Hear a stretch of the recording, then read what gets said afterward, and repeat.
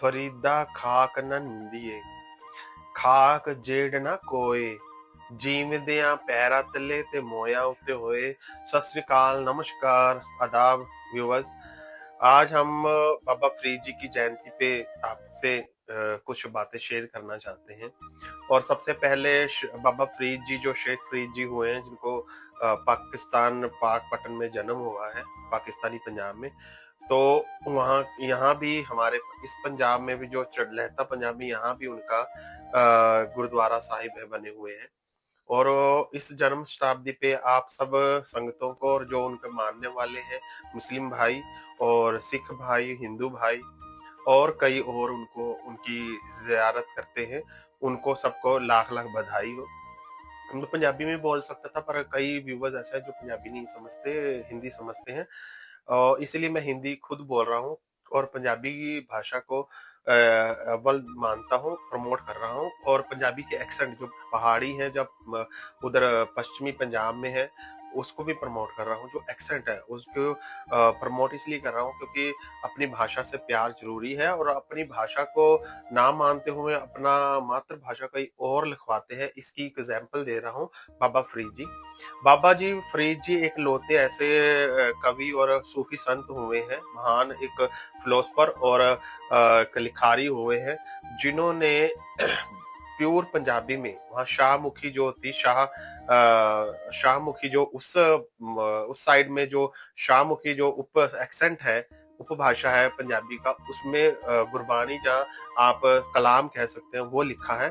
और एक ही गुरबानी है, जो श्लोक है जो पंजाबी में है, वो बाबा फरीद जी के गुरु ग्रंथ साहिब।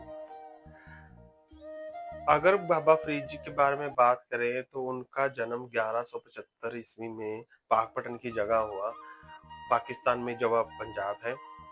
और उनका नाम असली जो नाम था फरीदुद्दीन गंग शक्कर था। और वो मुल्तानी, पंजाबी, अरबी और फारसी भी जानते थे।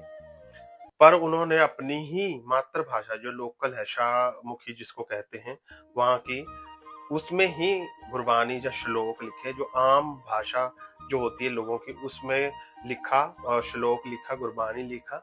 और वो आम भाषा जो है वो लोगों के मुंह पे चढ़ गई, क्योंकि आम लोग बोलते थे।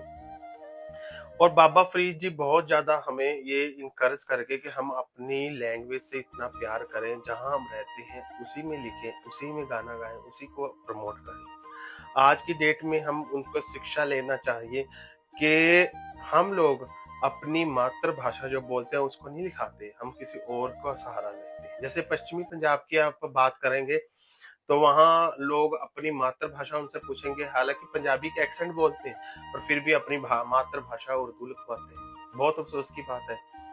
और इधर की बात करें, जो इस पंजाब जहाँ ऊपर के इलाके, जहाँ नीचे के हरियाणा का, जहाँ हिमाचल के इलाके हैं, वो उनकी भी मातृभाषा जो भाषा है वो पंजाबी से उपभाषा एक्सेंट है, पहाड़ी है, डोगरी है, सिरमौरी है। वो नहीं लिखाएंगे, वो लिखवाएंगे सिर्फ और सिर्फ अपना हिंदी।